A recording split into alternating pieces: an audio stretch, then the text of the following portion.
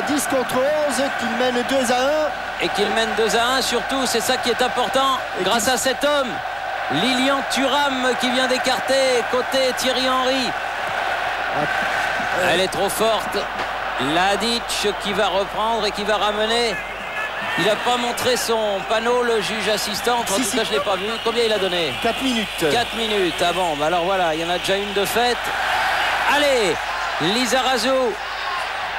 Allez, vas-y, provoque. Vas-y, continue. Tous. Faute, ce qui va permettre à Zinedine Zidane de récupérer. Et qui va permettre surtout à Simic de prendre un carton jaune. Qui équivaut donc à un carton rouge. Il ne pourra pas jouer le prochain match, puisqu'il était déjà averti. Exact. Il faisait partie des 4 Croates avertis. Et qu'il s'est passé quelque chose actuellement. On est en train de soigner Zinedine Zidane. Oh là là, quelle fin de match. Quelle fin de match.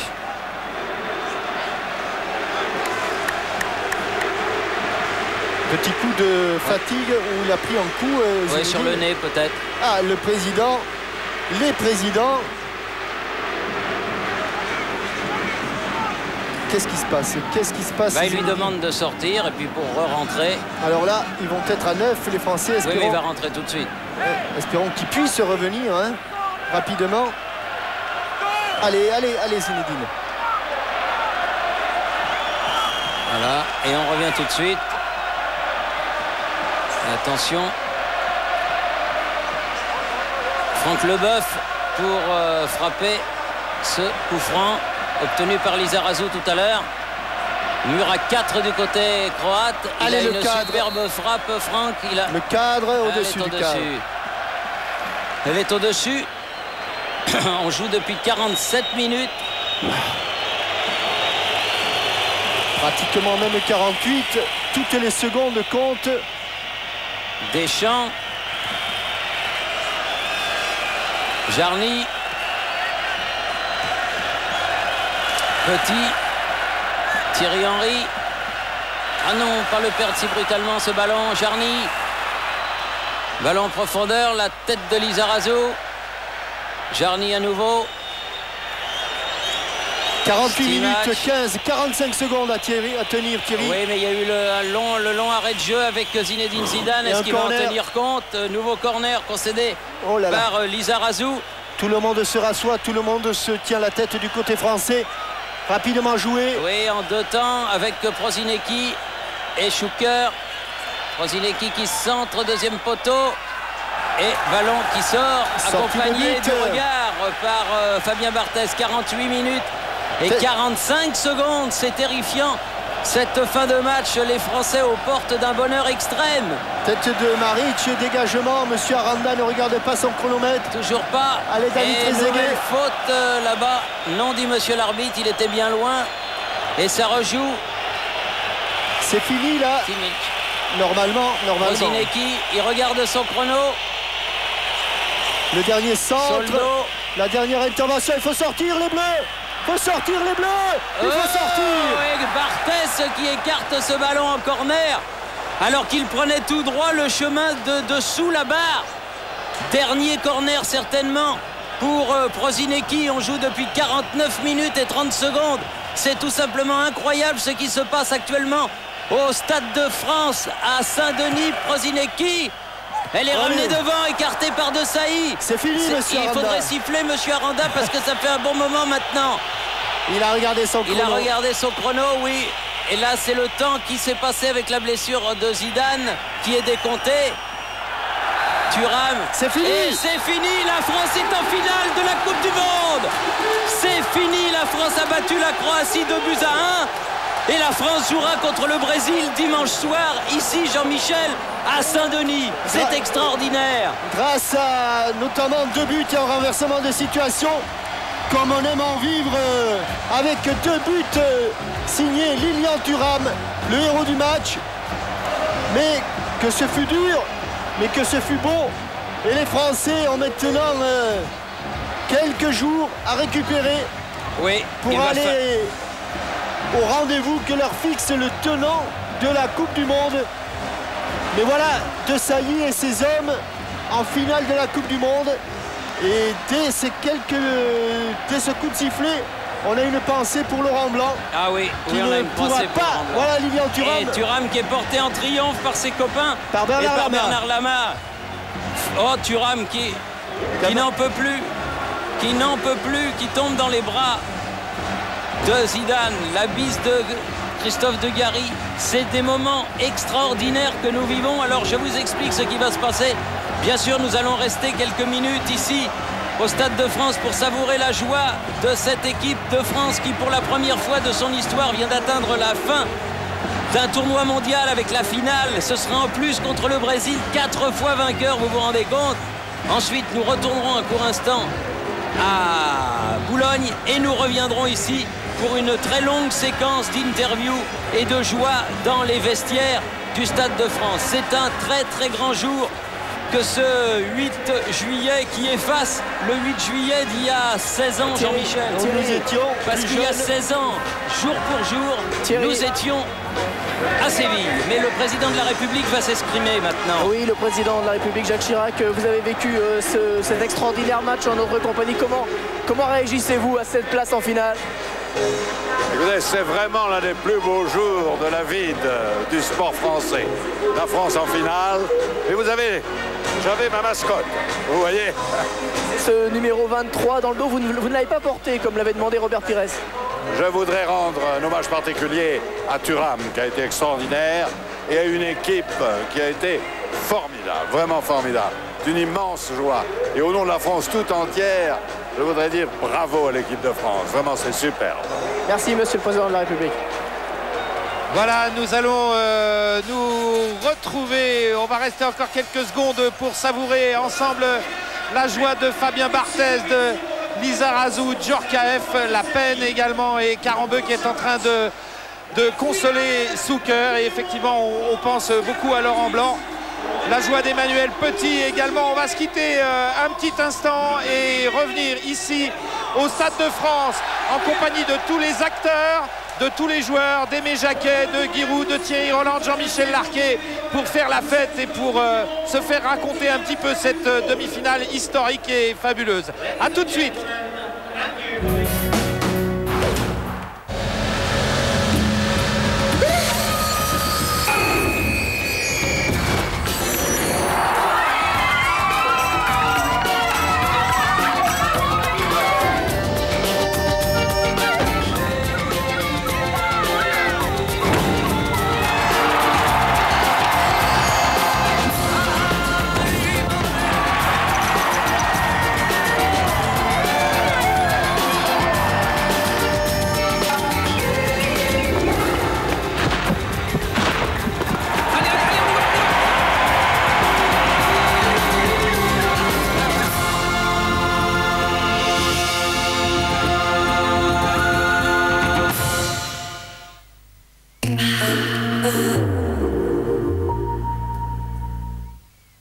Grande Chaco d'Ushuaïa, eau de toilette déodorant pour hommes.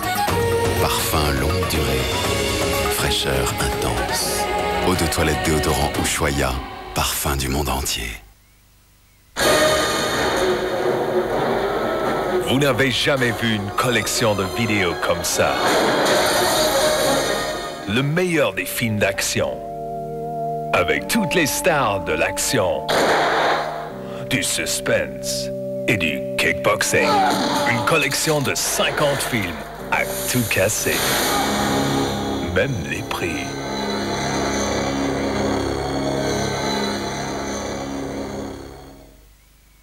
Arc-en-ciel. Pneumatique, équilibrage, amortisseur, freinage, train avant. Arc-en-ciel, parce que vos pneus sont essentiels. Vos cheveux sont cassants? Vos cheveux n'ont pas le moral? Voici Fructis des laboratoires Garnier, le premier shampoing fortifiant au concentré actif de fruits. Fructis de Garnier, c'est prouvé. Le concentré de vitamines et d'acides de fruits Fructis fortifie les cheveux en profondeur et les rend 2 fois plus forts, vraiment plus résistants. Les cheveux brillent de toute leur force. Shampoing fortifiant Fructis, garanti par les laboratoires Garnier.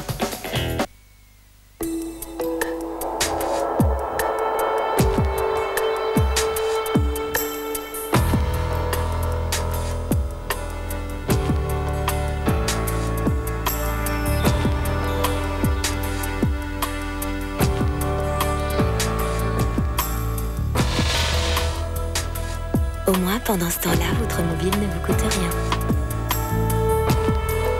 Mobicart, le mobile sans facture, sans abonnement. RFM présente Stan Getz Jazz Samba, l'album des plus belles ballades brésiliennes.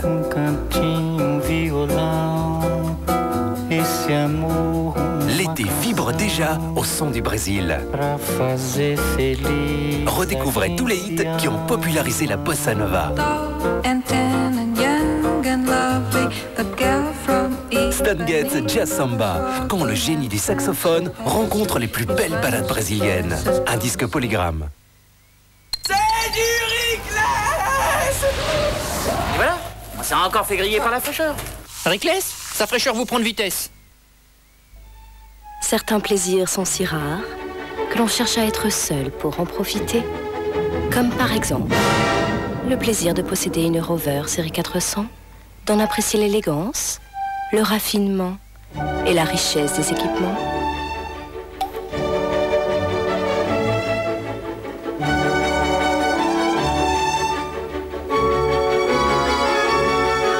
Rover 400, à partir de 82 000 francs.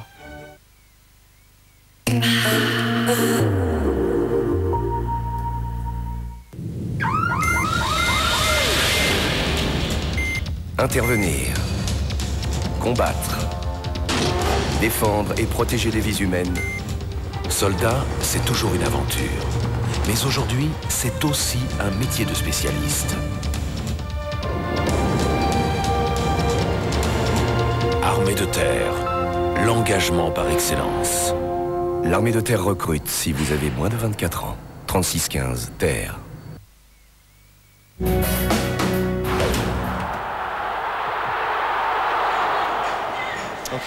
Et oui, tous en finale avec TF1 puisque la France est maintenant qualifiée pour cette finale de la Coupe du Monde pour la première fois de son histoire, finale qu'elle jouera dimanche ici même au Stade de France alors que le public quitte maintenant le Stade de France. Il va y avoir à mon avis dans Paris des fêtes un petit peu partout. Giroud, on a vécu des moments, j'ai envie de dire, difficile, hein, difficile à vivre. Ben, on a déjà vécu 30 secondes difficiles quand on a pris le but.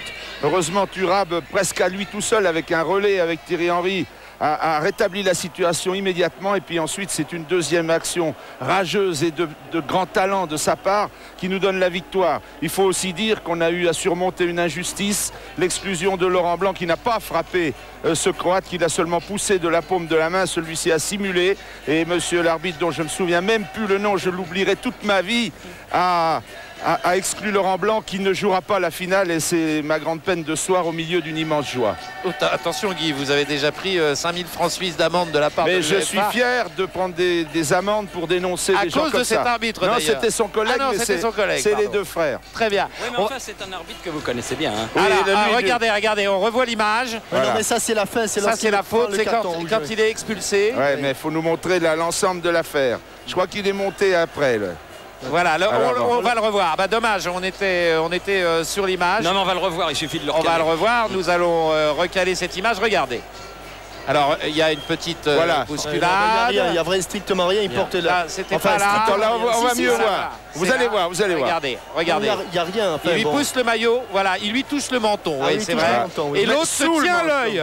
L'autre se tient l'œil, comme si. Ah, mais c'est normal, en Croatie, quand vous touchez le menton, vous avez mal à l'œil. Normalement, c'est une simulation, ça mériterait aussi un carton. Bon, allez, on ne va pas insister, l'essentiel, c'est quand même que la France soit qualifiée. Voilà. On va savourer notre joie.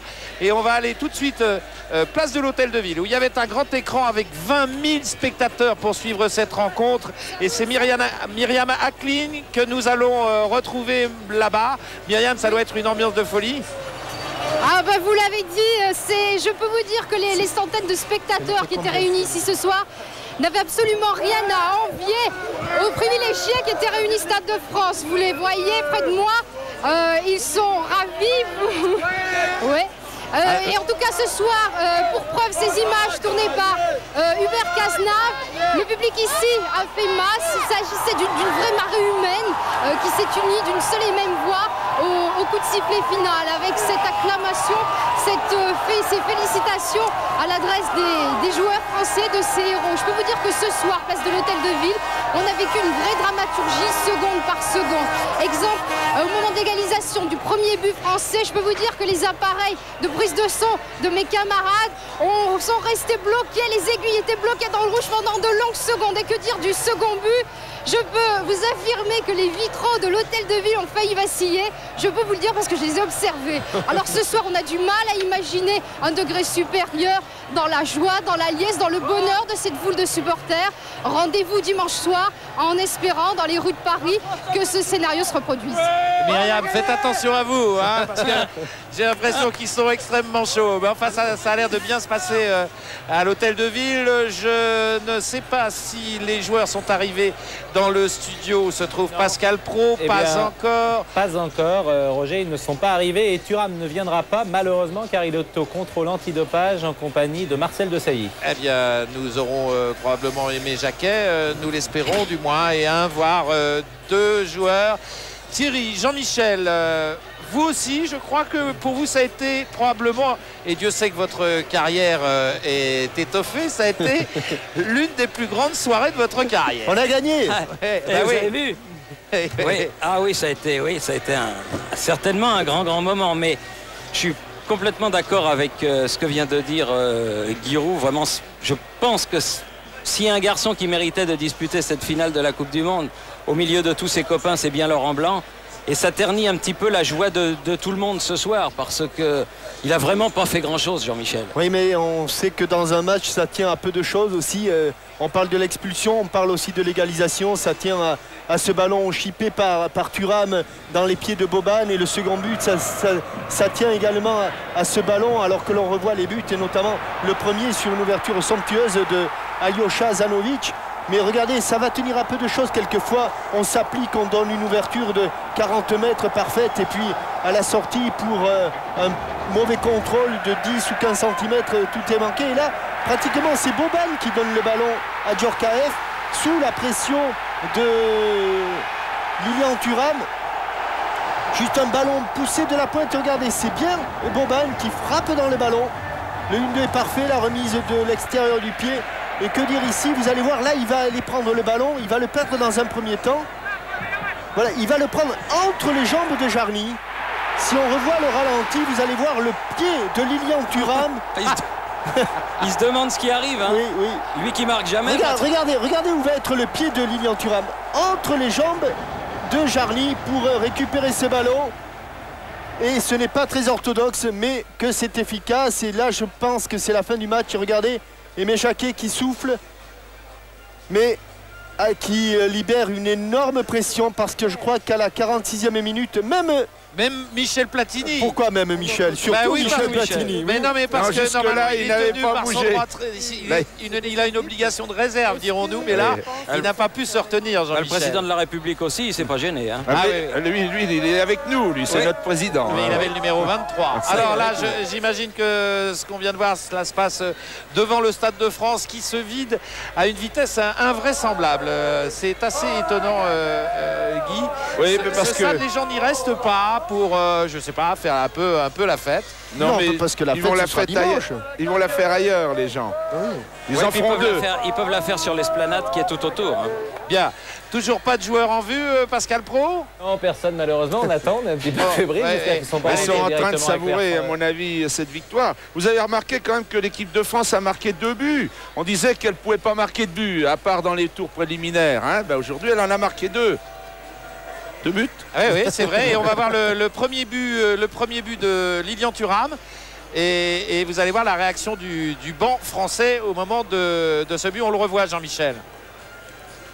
Avec tranquille, hein, comme un buteur, comme un vrai goléador. Et Fabien Barthez, lui, va monter. Non, mais pas. Il va franchir les balustrades.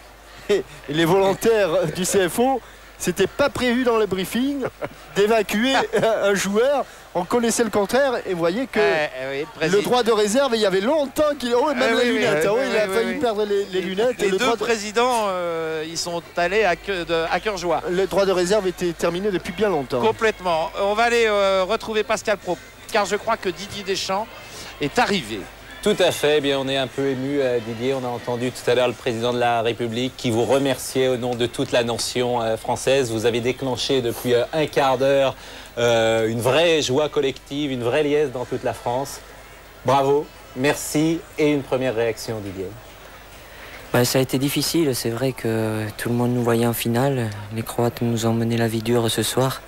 Heureusement, on a été chercher cette qualification en finale au fond de nous-mêmes. On a joué les 20 dernières minutes à 10, on a dû aller puiser dans nos réserves.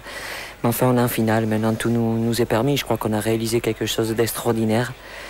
On va essayer de faire quelque chose d'historique. Bon, on a pas... déjà. Oui, mais bon, maintenant qu'on est en finale, il faut qu'on fasse tout pour la gagner. Ça serait trop injuste de s'arrêter là et de la perdre. Bon, c'est vrai que le contrat est rempli, mais on va tout faire pour la gagner, cette finale. On a eu très peur pour vous, Didier, parce que vous aviez pris un carton jaune lors du match face à l'Italie et vous avez su bien gérer cet avertissement ce soir. Oui, j'ai bien géré, mais ça a conditionné un peu trop mon jeu. Je crois qu'au début de match, non, mais toute la deuxième mi-temps, je me suis freiné. Ça fait que je faisais plus de placements que de l'agressivité sur le porteur du ballon, du pressing. Quand Laurent Blanc s'est fait expulser, j'ai dû être encore un peu plus prudent. Donc c'est vrai que j'ai eu des temps de retard un petit peu pour récupérer le ballon. Mais bon, ça aurait été trop bête pour moi de rater la finale. Donc j'ai essayé de me rendre le plus utile possible sans commettre l'irréparable.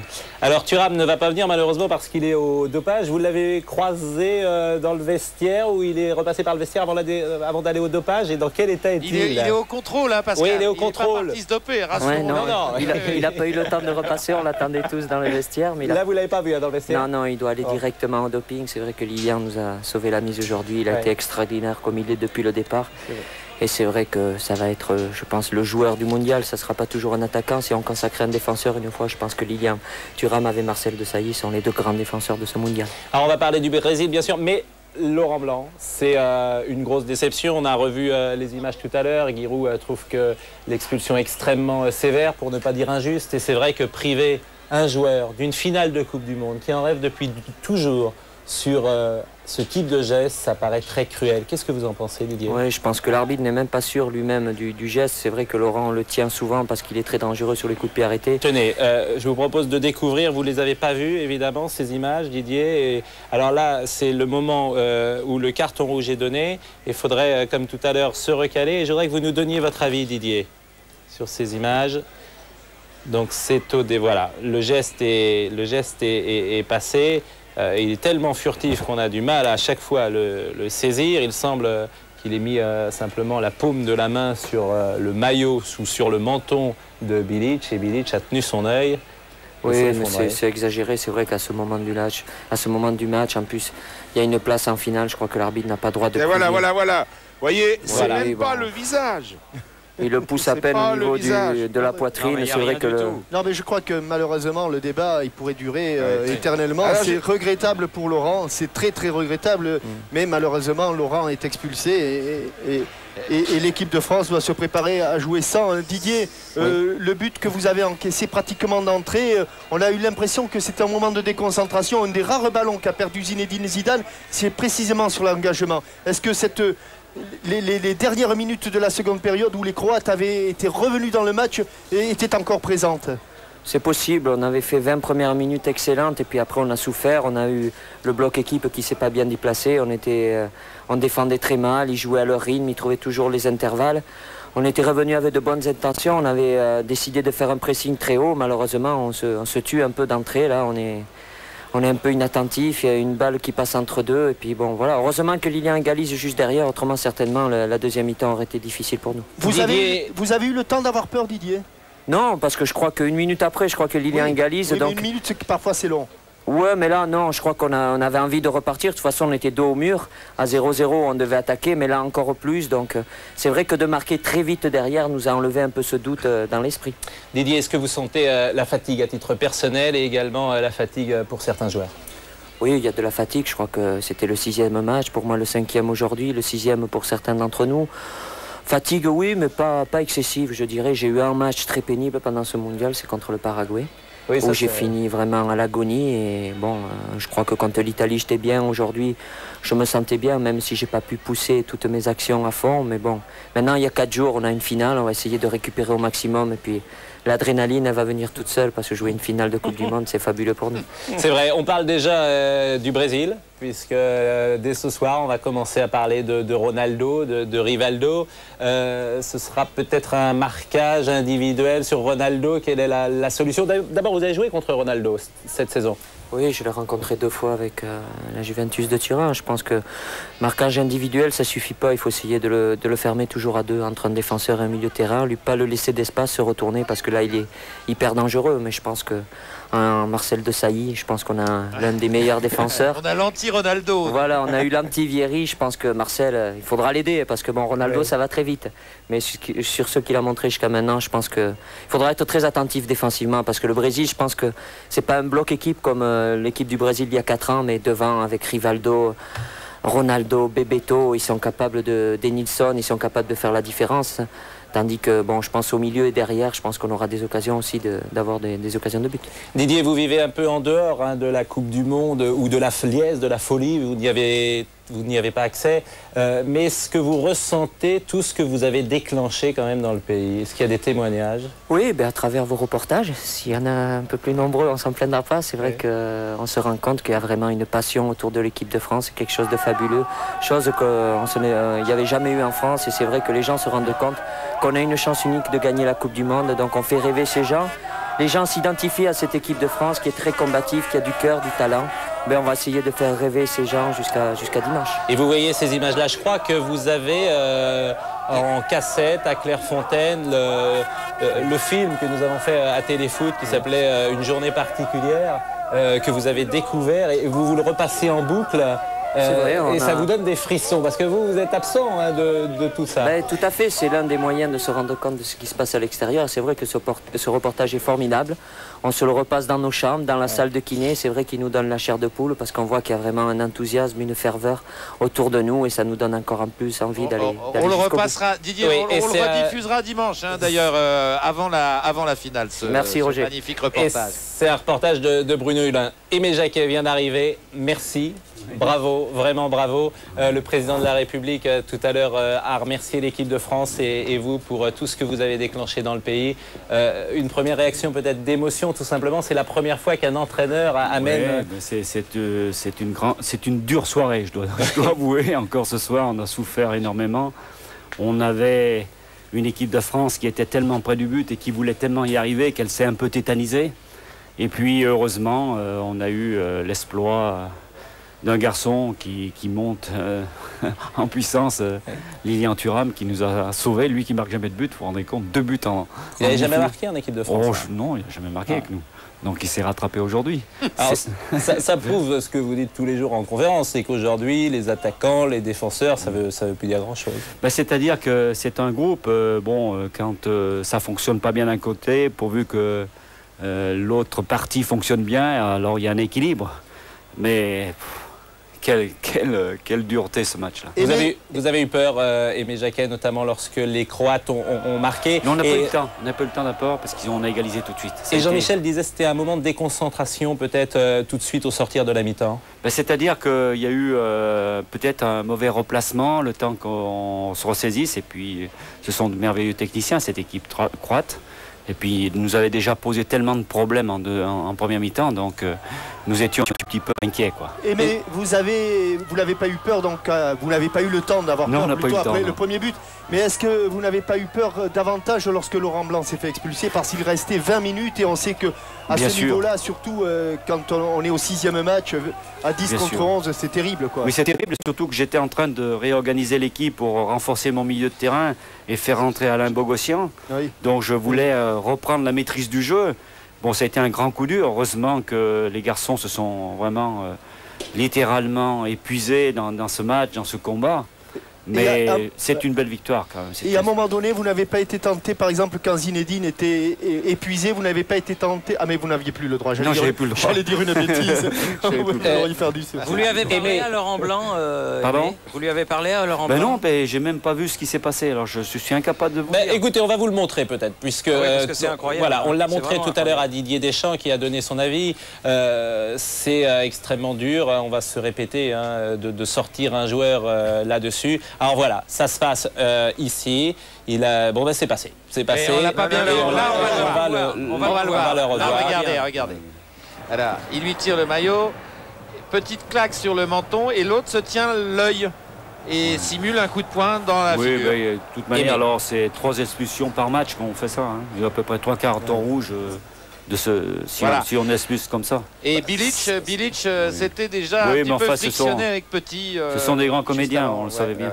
Ce qui est terrible, c'est qu'un joueur comme Laurent Blanc va manquer une finale de Coupe du Monde, le rêve de toute une vie. Et puis il l'a mérité, je peux vous dire, il l'a mérité. Parce que depuis 2 ans... Mais Jean-Michel se rappelle quand je suis allé le chercher à Saint-Étienne. Oui, et qu'à l'époque... Je me rappelle que je lui ai donné 3 jours pour prendre sa décision. Jean-Michel était là. Oui. Je lui ai dit, il faut que tu reviennes en équipe de France. Oui, c'est à l'époque où beaucoup de personnes doutaient de Laurent. Je lui ai dit, dépêche-toi parce que je ne vais pas te donner beaucoup de temps. Et il m'a dit, ok, je viens tout de suite. Mais c'est Leboeuf qui jouera libéraux? Bien entendu, il le mérite lui aussi. C'est un merveilleux footballeur. Et puis, être barré par Laurent Blanc, il n'y a pas de honte à avoir. Maintenant, je suis extrêmement confiant à Franck. C'est un merveilleux footballeur. Pascal, Giroud a sans doute quelque chose à dire, j'imagine, des compliments à faire à Aimé Jacquet. Oui, je ne reparlerai pas de la faute d'arbitrage parce que j'en ai déjà trop dit peut-être. Puis ça vous a coûté trop cher. Au goût de certains. Mais j'ai tout dit, on vous repassera la cassette. Mais enfin, ce que je peux te dire, c'est combien on est content, combien tous les camarades, tous les collègues, tous tes vrais amis sont contents, profondément touchés c'est pas l'aboutissement, c'est l'aboutissement -1. Ça sera dimanche. Parce que ça sera dimanche, mais enfin déjà là, je sais pas. C'est la victoire de tout le foot. Hein. Je sais pas si demain il va pas y avoir des problèmes dans la distribution de la presse. Ah bon. Vous pouvez constater, Aimé, vous pouvez constater qu'à l'hôtel de ville, il y a une ambiance de folie. On fait la fête dans Paris en ce moment pour vous savez, ce qui réjouit l'équipe de France, c'est de voir les gens heureux. C'est ça qui est pour nous vraiment réconfortant. Et je dois dire que depuis quelques jours, on est heureux de voir les gens heureux. Donc dimanche, ça sera la grande fête du football, ça sera la fête de toute la France. Mais comme on dit à Saint-Étienne, vous avez un petit peu les gonfles là actuellement. Vous êtes au bord des larmes. Vous êtes fatigué nerveusement? Un petit peu, oui. Je suis très fatigué. Mais c'est normal, heureusement. Faut dire un mot quand même du Brésil. Est-ce que c'est à votre avis l'équipe la plus forte? Ce sont les plus forts, mais ils vont falloir qu'ils nous démontrent ça, quoi. Donc on va faire une grosse fête ce soir, et puis à partir de samedi, on va se remobiliser, et puis vous verrez, il y aura une belle équipe de France. Ça arrive, Aimé, que les plus forts soient battus. Oui, bien entendu. Pascal, on va revoir le deuxième but de Lilian Thuram. Je pense que ça va faire plaisir à Aimé Jacquet aussi de le revoir. Regardez. Je crois que c'est sur cet angle-là, mais qu'on voit qu'il va prendre le ballon entre les jambes de Jarny. Tout à l'heure, Boban, et puis la frappe est merveilleuse. C'est une frappe. C'est l'égal de Paul Scholes, son second but contre la Tunisie, pratiquement. Mais en plus, c'est de son mauvais pied. Il n'est pas très gaucher, lui. C'est extraordinaire, hein. Extraordinaire ce but. Mais il a marqué 2 buts, il en a marqué pour longtemps peut-être. Mais il a marqué ni avec le gauche ni avec le droit, il a marqué avec le cœur, ça se sentait. C'est surtout le cœur, et c'est la victoire du cœur. Mais vous avez pris des notes sur votre petit calepin? Non, je ne prends plus rien, il y a longtemps que je prends plus rien. Là c'est fini, là, terminé maintenant. Pour moi. On est en finale maintenant. Oui, on est en finale, et on l'a bien mérité. Roger, vous avez eu l'écrit, maintenant c'est l'oral. Roger, il y a Philippe Tournon qui est dans le studio et qui demande vraiment qu'on libère Aimé Jacquet, parce que toute la presse française n'a pas toujours été tendre avec Aimé Jacquet, mais il est très sport, il va aller leur répondre. Élégant, il va aller leur répondre. On remercie Philippe Tournon qui nous aide beaucoup tous les jours à Clairefontaine, et on va rendre Aimé à nos confrères. Merci Aimé, vraiment merci beaucoup. À dimanche Aimé. À dimanche ici avec la coupe. Nous aussi on sera là, on sera avec vous. Merci. On sera avec vous. On va aller faire un tour sur les Champs-Élysées maintenant. On va retrouver Antoine Guélo qui se trouve sur les champs. Ou alors là, j'imagine que ça y est, les gens sont arrivés. Ah oui, les gens sont arrivés. En quelques secondes après la fin du match, les Champs-Élysées se sont enflammés. C'est la France qui s'est donné rendez-vous ce soir sur les Champs-Élysées, sur la plus belle avenue du monde. On assiste à des scènes de fraternisation, de sympathie. Les gens qui ne se connaissent pas s'embrassent. Il y a des hollas qui sont improvisés. Vous entendez tous ces supporters, toute cette joie sur les Champs-Élysées. Je crois que c'est quelque chose de délirant, parfois d'un peu hystérique, mais de très sympathique. Aimé Jacquet parlait tout à l'heure de joie. Et bien la joie, la voilà. Voilà aussi une récompense pour l'équipe de France. Tous ces supporters, tous ces Français qui sont venus ici en famille. J'ai vu tout à l'heure un couple avec un bébé qui avait à peine 3 mois. Vous voyez cette ambiance, il y a des dizaines de milliers de personnes autour de nous là. Il y avait 40 000 personnes vendredi dernier, mais là je peux vous dire qu'il va y en avoir 100 000 à mon avis ce soir. On est en finale, vous les entendez, c'est incroyable. Lui aussi doit faire attention. Et Antoine, faites attention, je vous dis à vous, comme à Myriam tout à l'heure, faites attention, hein, ils sont très chauds. Ouais, ben c'est sympathique, il y a des drapeaux, il y a une bonne ambiance, une très bonne ambiance. Bon courage, faites bien la fête. Merci. Il va y avoir plusieurs 14 juillet cette année. Hein. J'ai l'impression que le 14 juillet va les durer. Champs-Élysées vont être occupés. Hein. Alors, bien écoutez, du côté... On aurait dit Monsieur Ségala. Ouais, il me semblait que... Non, ouais. je ne sais pas si c'était lui. Ah si, c'est lui. Ça lui ressemblait? Il s'est retourné vers la caméra. Jacques Ségala, ouais, alors c'était lui. C'était lui, il avait repéré. Mais écoutez, je crois qu'on a passé une soirée de football historique, Guy. On n'est pas prêt de l'oublier. Mais maintenant, il y a une finale à disputer. Voilà, c'est pas la dernière de la semaine. Comme a dit Mémé Jacquet, ce soir, on va un petit peu se lâcher, mais dès demain au travail et dimanche, l'équipe de France va avoir un jour de moins de récupération que le Brésil cette fois. Et ça compte. Heureusement, elle n'a pas joué de prolongation. On se trouve un peu dans le cas inverse de France-Croatie. Il manquera Laurent Blanc, mais Leboeuf est un très bon joueur de niveau international. Il faut lui faire confiance à tous les Français. Il faut avoir le cœur en fête jusqu'à dimanche et puis que ça dure jusqu'à dimanche au bout de la nuit. Voilà, et Thierry va commenter dimanche sa 10e finale de la Coupe du Monde. Eh oui. Et Roger, on part au vert, je vais le mettre dans la chambre noire jusqu'à dimanche. Oui, vous nous le mettez au frais, oui. Mettez-le au frais. On va lui faire suivre son petit traitement jusqu'à dimanche. Ouais, on va prendre quelques ampoules. Ouais. Pour que notre Thierry national soit en pleine forme pour cette finale. Nous allons nous retrouver dimanche après le Grand Prix de Grande-Bretagne de Formule 1, c'est-à-dire à 16h50. Et nous n'allons pas lâcher l'antenne. Le journal de 20h sera présenté en direct du Stade de France. Nous serons ensemble tous en finale. Roger, il y a aussi un très grand téléfoot le matin. Hein. J'allais oublier de le signaler, un téléfoot plus long que d'habitude puisqu'il durera 1h30 avec des reportages sur tout ce qui s'est passé dans cette dernière semaine de la Coupe du Monde et puis bien entendu donc 16h50 tous en finale, une longue émission avec des reportages, des résumés de tout ce qui sera vu pendant cette Coupe du Monde et de tout ce que l'on aura à voir, c'est-à-dire la finale qui aura lieu à 21h. Rendez-vous donc dimanche pour Téléfoot à 10h15 je crois, pour le Grand Prix ensuite à 14h, pour tous en finale à 16h50 et puis on se retrouve pour la finale à 20h50 avec Giroud, avec Thierry et Jean-Michel et toute l'équipe des sports de TF1. Passez une bonne fin de soirée sur TF1. Au revoir. Bonsoir. Bye bye.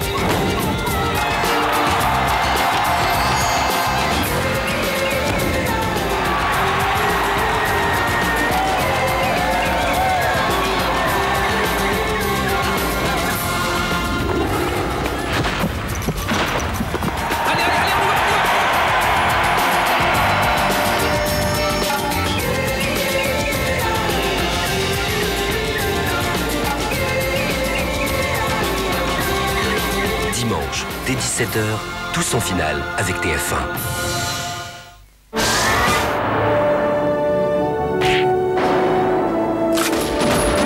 Dans un instant, la montagne de diamants.